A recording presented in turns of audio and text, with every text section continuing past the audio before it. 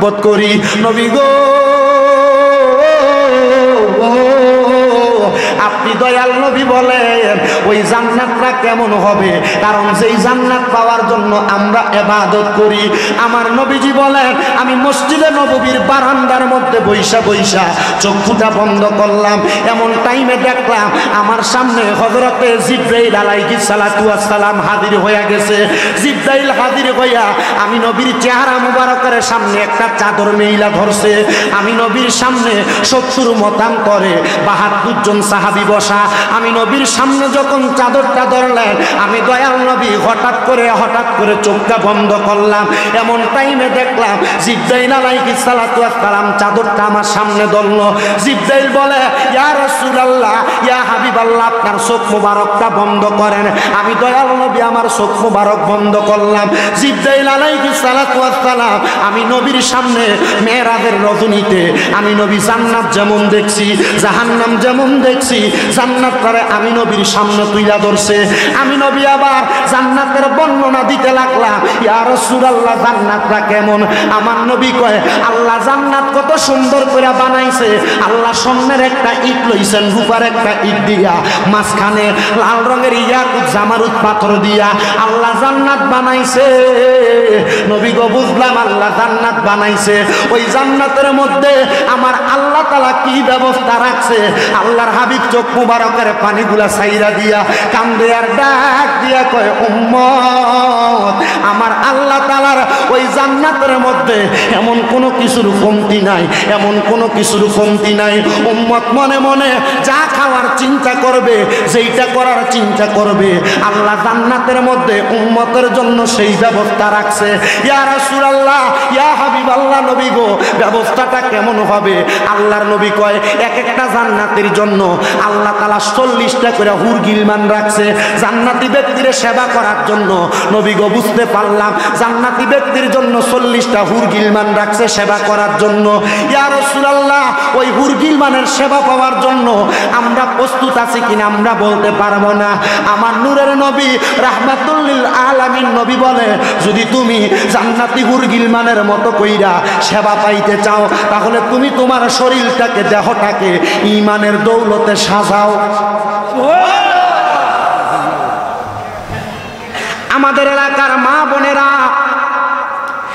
বিবাহ যখন মেয়েদের ইন্তজাম করে দেখবেন মেয়েটারে বিবাহ করানোর জন্য কানের মধ্যে দুল পরায়, নাকের মধ্যে ফুল পরায়, গলার মধ্যে অনেক সুন্দর সুন্দর চেইন পরায়। মা বোনেরা নাকের মধ্যে কানের মধ্যে দুল যদি না পরে তাহলে হাদিস শরীফ বলে এদেরকে পুরুষের সাদৃশ্য মনে হয়। এই জন্য মহিলারা নাকে কানের মধ্যে দুল পরবে। ইয়া রাসূলুল্লাহ আপনি যে বললেন ঈমানের দৌলতে ঈমানের অলংকার দিয়া দেহ সাজানোর জন্য, নবীজি বুঝতে পারলাম না দুনিয়ার মহিলারা সাধারণভাবে বিভিন্ন অলংকার দিয়া সাজে, তাহলে ঈমানের সাজে কেমনে দেহটারে সাজাইব? হযরতে আব্দুল্লাহ ইবনে আব্বাস রাদিয়াল্লাহু তাআলা আনহু হাদিস বর্ণনা করেন, মনোযোগ দিবেন।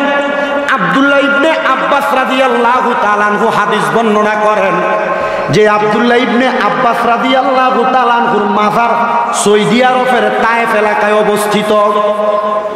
তায়েফ এলাকায় আব্দুল্লাহ ইবনে আব্বাসের নামে বাবু আব্দুল্লাহ ইবনে আব্বাস নামক একটা বড় গেট আছে। এটার পাশে আব্দুল্লাহ ইবনে আব্বাসের নামে সুন্দর একটা মসজিদ এবং মাদ্রাসা কিতাবখানা। এই তায়েফে আব্দুল্লাহ ইবনে আব্বাস রাদিয়াল্লাহু তাআলা আনহু অবস্থানকালে তিনি বলেন আমি আমার নবীজির জবান মোবারকে বলতে শুনলাম জান্নাতের দৌলত হইল, জান্নাতের অলংকার হইল এক নাম্বার একটা মানুষের দুনিয়ার জমিনের মধ্যে আল্লাহর ইবাদত সালাত। কি আল্লাহর ইবাদত সালাতের মাধ্যমে জান্নাতের পোশাক পরে মুসলমান। ওই জান্নাতের পোশাকটা যখন দুনিয়ার মানুষ পরে আল্লাহ তাআলার ওই বান্দা যখন ইন্তেকাল করবে, ইন্তেকাল করার সময় রহমতের একজন ফেরেশতা আল্লাহ তাআলার বান্দার দেহ থেকে রূহটাকে ছিনিয়ে নিয়ে যায়। কিন্তু ঈমানদার বান্দাটা ঈমানের দৌলত থাকার কারণে কোনো কষ্ট পায় না, কোনো অসুবিধা হয় না, ইমানদার বান্দা কোনো আঘাত পায় না। কিন্তু নবীজি এই কথা বলে চোখ মুবারকের পানি মুবারকগুলা ছেড়ে দিয়ে কান্না করেন আর বলেন, শোনো, কেউ যদি ঈমানের দৌলতে, ঈমানের অলংকার দিয়া তার শরীরটাকে না সাজায়, ওই ব্যক্তির শরীরটাকে এমনভাবে আঘাত দেওয়া হবে। হাদিস শরীফ বর্ণনা করতে যায় আমাদের কুমিল্লা আলিয়া মাদ্রাসার মধ্যে আল্লামা আব্দুর রাজ্জাক মুহাদ্দিস হুজুর, উনি একটা টিস্যু হাতে নিয়ে বুঝাইতেছেন, একটা টিস্যু তোমার হাতে দিলাম, এই টিস্যুটাকে তুমি আস্তে করে টান দিলে দেখবা তোমার টিস্যুটা ছিঁড়ে যায়। কিন্তু যদি তোমার হাতের মধ্যে একটা লোহার পাতের টুকরা দেওয়া হয়, টিনের টুকরা দেওয়া হয়, হাত দিয়ে তুমি তোমার টিনটাকে ছিঁড়তে পারবা না। টিস্যুটা যেমন নর্মাল ভাবে ছিঁড়ে যায়, ইমানদারের ঈমানের দৌলতওয়ালা ঈমানের অলংকার দিয়ে দেহ সাজাইলে ওই মানুষটার শরীর থেকে রুহুটা এমন টিস্যুর মতো ছিঁড়া চলে আসে। কিন্তু কোন নাফরমান বান্দা, কোন বেআমল বান্দা, গুনাহগার বান্দা, আল্লাহর প্রশংসাকারী না বান্দা যখন গুনাহ করতে করতে দেহটারে নাফরমানির দেহ বানাইয়া ফেলে, টিনকে যেমন ভাবে টান দিয়া ছিঁড়া যায় না, টান দিলে বড় কষ্ট হয়, ইমানদার বান্দার চাইতে বেঈমান বান্দা, নাফরমান বান্দার রুহুটাকে টান দিয়া বাহির করতে এমন কষ্ট হয়। ইয়া রাসূলুল্লাহ, বেঈমানের রুহু কি বাহির হবে না? আমার নবী ছোট বাচ্চাদের মতো কান্না করে। আনাস ইবনে মালিক রাদিয়াল্লাহু তাআলা আনহু বলতেছে, আমি আমার নবীকে এমন ভাবে কান্না করতে দেখলাম, আমার নবীজি চোখ মুবারকের পানি মুবারকগুলা ছেড়ে দিছে। নবী আমার কান্না করে আর ডাক দিয়া বলে, শোনো রে, আমি নবীর উম্মতের দলেরা যারা নাফরমান হবে, যারা মুনাফিক হবে, যারা বেঈমান হবে, যারা গুনাহগার হবে, তাদের রুহুটা আজরাইল নিবে না। আজরাইলের সঙ্গে আরো দুইটা ফেরেশতা নিয়ে হাজির হবে। ওই দুইটা ফেরেশতার চোখগুলা হবে নীল রঙের, দুইটা ফেরেশতা এমন ভয়ঙ্কর হবে, দুইটা ফেরেশতা যখন ওই নাফরমানের সামনে দাঁড়াইব, নাফরমান বান্দা ওই ফেরেশতাদের দিকে তাকাইয়া নীল নীল চক্ষুগুলা দেইখা বিছানার মধ্যে ভয়ে প্রস্রাব করে দিবে, বিছানার মধ্যে পায়খানা করে দিবে। ওই বান্দাটা, নাফরমানটা যখন ফেরেশতার সঙ্গে কথা বলার চেষ্টা করবে, জিহ্বাটা বাহির হইয়া নাফরমান কামড় দিয়া দিবে। ইমানদার বান্দাটা এত কষ্ট পাবে না, বেঈমান বান্দা যত কষ্ট পাবে। এবার বেঈমান ওই নাফরমান কথা বলতে পারবে না। নাফরমান যখন কোনো কথা বলতে পারবে না, চোখের ইশারা দিয়া আজরাইলের সঙ্গে নীল চোখওয়ালা ফেরেশতাদের সঙ্গে কথা বলার চেষ্টা করবে। ইমানদার বেঈমান বান্দার, নাফরমান বান্দার চোখগুলা উল্টাইয়া দেওয়া হবে। এবার নাফরমান বান্দা হাতের ইশারা দিয়া বোঝানোর চেষ্টা করবে, নাফরমান বান্দার হাতের সাহারকগুলা টাস টাস করে ছিঁড়ে যাবে, পায়ের রগগুলা ছিঁড়ে যাবে। নাফরমান দেহ তাইকা যখন রুহুটা ওই ফেরেশতারা আলাদা করবে, বলে নাফরমান বান্দাটা মৃত্যুর বিছানায় এমন ভাবে হাউমাউ করে চিন্তা করবে, তার সামনে তার মা থাকবে, তার সামনে তার বাবা থাকবে, স্ত্রী পুত্র সন্তান থাকবে। আল্লাহর কসম, মা বাবা সন্তান কেউ তার চিৎকার শুনতে পাবে না। ইয়া রাসূলুল্লাহ, কেমনে এই কথা বললেন? হযরত জাবের ইবনে সামুরা রাদিয়াল্লাহু তাআলা আনহু হাদিস বর্ণনা করে, তিনি বলে, কোন নাফরমান, কোন গুনাহগার, কোন বেনামাজি হারাম করে রূহ যখন নেওয়া হয়, এই বান্দা এমন ভাবে চিৎকার করে, তার মা, তার এলাকার মানুষ ছাড়া, মানে জিন জাতি এবং মানব জাতি ছাড়া তার চিৎকারের আওয়াজ সবাই শুনতে পায়। ইয়া রাসূলুল্লাহ, বুঝতে পারলাম নবী গো, এবার যখন রূহটা কবজ করে নিয়ে যাবে তখন নাফরমানের অবস্থাটা কেমন হবে? আমার নবী বলে, রূহটা ফেরেশতা যখন হাতের মধ্যে নিবে, এবার দুইটা ফেরেশতা একটা রুমাল দিয়া তাদের নাকের মধ্যে চাপ দিয়া ধরবে। নবী গো, বুঝতে পারলাম না ফেরেশতারা কেন নাকের মধ্যে চাপ দিয়া ধরবে। আল্লাহর হাবিব বলে, নাফরমানের শরীরের দুর্গন্ধ এমন হবে, নাফরমানের রূহের এমন দুর্গন্ধ হবে, গুনাহ করতে করতে, বদ কাজ করতে করতে, খারাপ কাজ করতে করতে নাফরমানের রূহটারে একটা দুর্গন্ধযুক্ত রূহ বানাইব। ও নবী গো, ও দয়ার নবী বুঝতে পারলাম এবার নাফরমানের রূহটারে কই নিয়ে যাবে? বলে আসমানের দিকে দুইজন ফেরেশতা নিয়ে যাবে। নাফরমানের রূহ যখন আসমানের কাছাকাছি যাবে তাকে দেখবে দলে দলে ফেরেশতারা দাঁড়াইয়া রইছে, কিন্তু ওই ফেরেশতারা মুখ থেকে থুতু নিক্ষেপ করে। ওই দুইজন ফেরেশতা দলের ফেরেশতাদেরকে জিজ্ঞাসা করে, তোমরা কেন এই নাফরমান বান্দার রূহুর দিকে থুতু নিক্ষেপ করো? বলে নাফরমান বান্দার রূহুতে কেমন দুর্গন্ধ তৈরি হয়, আমরা তার এই দুর্গন্ধ সহ্য করতে পারি না। ও মুসলমান, কেমনে তুমি নামাজ ছাড়ো, কেমনে তুমি রোজা ছাড়ো, কেমনে তুমি ইবাদত ছাইরা দাও, কেমনে তুমি গুনার দিকে তোমার কদম বাড়াও? না রে না, দাও তোমার পাওটা আমার সামনে দাও, আমি আমার জিহ্বা লাগাইয়া তোমার মুখে পাটা আমি পরিষ্কার করে দেই। তবু ওয়াদা করো, আমি চাই না আমার কোনো মুসলমান ভাই জাহান্নামে যাক, আমি চাই না আমার কোনো মুসলমান ভাই দুজকে যাক, এমন কষ্ট পায় মারা যান। আল্লাহর হাবিব মুহাম্মাদুর রাসূলুল্লাহ সাল্লাল্লাহু আলাইহি ওয়াসাল্লাম কান্না করতেছে। আমার নবী ডাক দিয়ে কই, উম্মত শুনে নাও, এবার যখন নাফরমান গুনাহগার বেআমলের রূহটা আসমানের দিকে নিয়ে যাওয়া হয়, আসমান থেকে ফিরে দেওয়া হয়, আলমে আরোহার দিকে নিয়ে যাওয়া হয়, রূহের জগৎ থেকে ফিরে দেওয়া হয়, রূহের জগতের একজন ফেরেশতা জবাব দেয়, এই বান্দা গুনাহগার, বান্দার দেহের মধ্যে দুর্গন্ধ, রূহের মধ্যে দুর্গন্ধ, দুর্গন্ধওয়ালা দেহটা, দুর্গন্ধওয়ালা রূহটা আলমে আরোহার মুমিনদের রূহের সঙ্গে রাখা যাবে না। ও আমার রংপুর উত্তর দক্ষিণ পাড়া আশেপাশে এলাকার বাবাজিরা বন্ধুরা, এবার নাফরমানের রূহটা নিয়ে ফেরেশতা দুইজন আসমানের দিকে চলে আসে।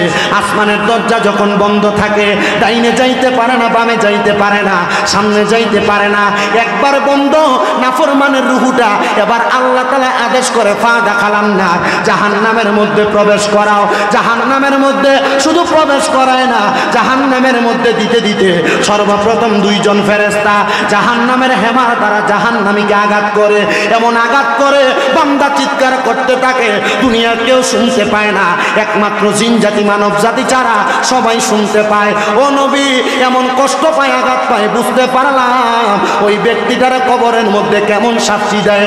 আল্লাহর নবী বলে, জাহান্নামের আগুনটাকে 1000 বছর জ্বালাইয়া লাল তাইকা সাদা বানানো হয়, এবার আরো 1000 বছর জ্বালাইয়া জাহান্নামের আগুনটাকে সাদা তাইকা কালো বানানো হয়। এমন ভাবে জাহান্নামের আগুনে জ্বলতে জ্বলতে বান্দাটা আল্লাহ তাআলার কাছে ডাক দিয়া বলে, আল্লাহ বড় পিপাসা লাগতেছে, আমাকে একটু পানি কি দেওয়া যায়? আমার আল্লাহ তাআলা জাহান্নামীকে কেমন পানি দিবে জানো?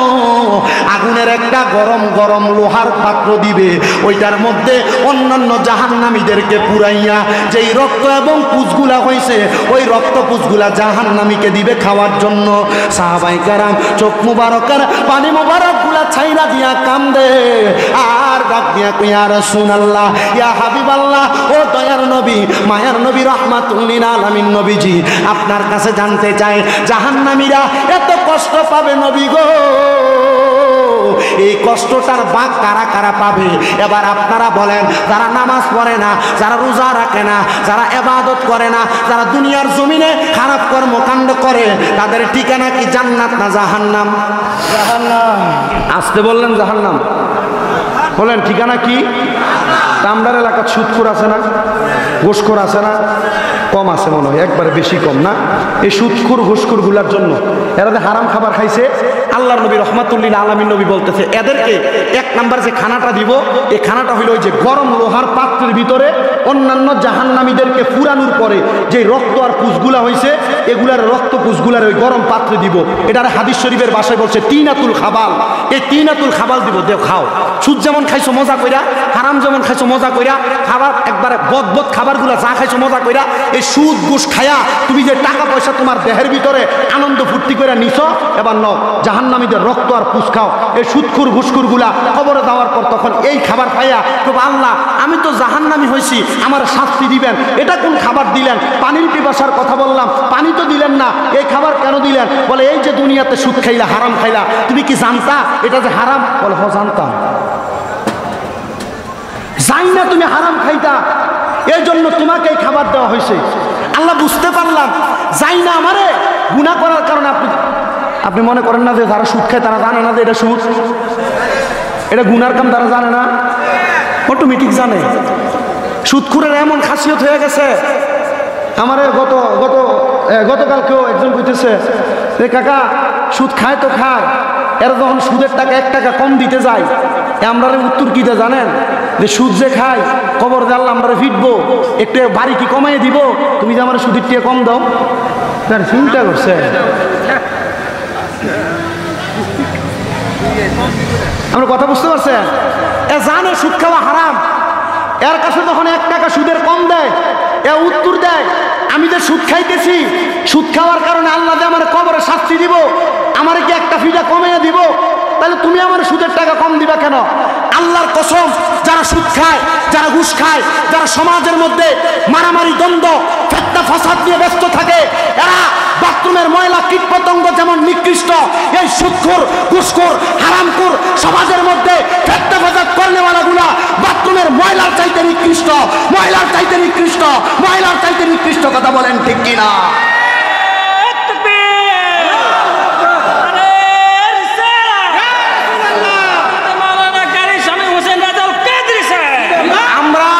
আমরা আমাদের শক্তি বাড়ানোর জন্য, দেহের বল বাড়ানোর জন্য, হাতের শক্তি বাড়ানোর জন্য সুদখোর ঘুষখোর হারামখোর সন্ত্রাসদের সাথে আমাদের সম্পর্ক গড়ে তুলতেছি। আল্লাহর হাবিবের প্রখ্যাত সাহাবী হযরত উবাইদুল্লাহ ইবনে সামিত রাদিয়াল্লাহু তাআলা আনহু বলেন, কেউ যদি নিজের হাতকে শক্তিশালী করার জন্য কোনো খারাপ মানুষের সাথে সম্পর্ক রাখে, ওই ব্যক্তিও জাহান্নামী। যেই ব্যক্তি সম্পর্ক রাখলো সেও জাহান্নামী। ইয়া রাসূলুল্লাহ, তাহলে আমি সুদখোরের লগে বসে চা খাই, সুদখোরের সাথে যে বসে চা খাই, হারামখোরের সাথে যে বসে চা খাই, আপনি মনে করেন না এটার কারণে আপনি জান্নাতে যাবেন। রসুলে কিবরিয়া মুহাম্মদ মুস্তাফা সাল্লাল্লাহু আলাইহি সাল্লাম বলছে, কেউ যদি হারামখোরদের সাথে সম্পর্ক রাখে, তাহলে তার ময়দানে মাশরে হাসরটা হবে এদের সাথে। তার হাসর হবে কার সাথে? এদের সাথে। আপনারা কি কষ্ট হইতেছে নাকি? কোনো সমস্যা হইতেছে? একটু মহাব্বতে ওয়াজটা শোনার চেষ্টা করেন। তাহলে সুদখুটির খানাটা কি ভালো না খারাপ? জোরে কন। আমি জানি আপনারা ওয়াজ যেমনি ইচ্ছে এমনি শুনতেছেন, অসুবিধা নাই। আপনাদের এখানে বসে ওয়াজ শুনতেছেন, এটাই তো আলহামদুলিল্লাহ। তবে এতটুক কথা মাথায় রাখেন, এতটুক কথা দেমাগে রাখেন, হারাম খাওয়া, পরের হক মেরে খাওয়া, সুদ ঘুষ খাওয়া এবং বিভ্রান্ত রাহাজানি মারামারি দ্বন্দ্ব নিয়ে লিপ্ত থাকা যে মানুষগুলা, এদের থেকে যখন আপনি আলাদা থাকবেন, যখন আপনি আপনাকে আল্লাহর ঘরের সাথে পরিপূর্ণ একটা সম্পৃক্ততা যুক্ত করতে পারবেন, দেখবেন আপনার সিনাটা এমন পরিষ্কার হয়ে গেছে, আপনি চোখ বন্ধ করলে মক্কা মদিনা দেখেন, কিন্তু আপনি এখন চোখ খেটে দেখেন সব অন্ধকার দেখবেন। কারণ দেখবেন কিভাবে? আপনি হারাম খাওয়ার কারণে, আপনি মানুষের হক নষ্ট করার কারণে আপনার নিজের কলব মারা গেছে। তো রসুল পাক সাল্লাল্লাহু আলাইহি সাল্লাম বলছেন, তোমরা দুনিয়ার সমাজে চলাফেরা করা অবস্থায় তোমাদেরকে এমন ভাবে তৈরি করো, ইমানের দৌলত এবং অলংকার শরীরে লাগাও। ইয়া রাসূলুল্লাহ, ইমানের দৌলত লাগাইলে লাভ কি হবে? নবী বলে, বেঈমান বান্দাকে যখন আসমানের ফেরেশতারা থুতু নিক্ষেপ করে, ইমানদার বান্দার রূহটাকে আসমানের ফেরেশতা আহলান ওয়া সাহলান দুয়ুফুর রহমান বলে স্বাগতম জানায়। সুবহানাল্লাহ। আর জোরে কন্না সুবহানাল্লাহ। বান্দা যখন কবর থেকে, বান্দা যখন জান্নাতের দিকে অগ্রসর হয়, ফেরেশতারা বলে, এটাই তো আল্লাহর মেহমান, সামনের দিকে আসো। তো এই বয়ানটা হযরতে বড় পীর গৌসে পাক আব্দুল কাদের জিলানীর জামানার অনেক আল্লাহর ওলিরা করছেন। তা হযরতে এমদাদুল্লাহ মুহাজির মক্কি রহমতুল্লাহ আলাইহি নামক একজন বড় আল্লাহর ওলি, ছোট না বড়, ওনার কাছে একবারে বদখাত ব্যক্তি দেয়া বলে, হুজুর আপনি আমার আপনার কাছে বায়াত গ্রহণ করান, আপনার কাছে মুরিদ গ্রহণ করান। সুবহানাল্লাহ বলবেন না? কি গ্রহণ করান? বায়াত করান। ব্যক্তির বয়স ৭৪ বছর। কত? ৭৪ বছর বয়স। ৭৪ বছরের ব্যক্তি, উনি আইসা বলে, এমদাদুল্লাহ মুহাজির মক্কি, আপনি আমার বায়াত তো করাইবেন, বায়াত করায়া শর্ত হইলে আমি আপনার কাছে বায়াত হমু, আমি আমার জীবনে নামাজ পড়তে পারতাম না। হাজী এমদাদুল্লাহ মুহাজির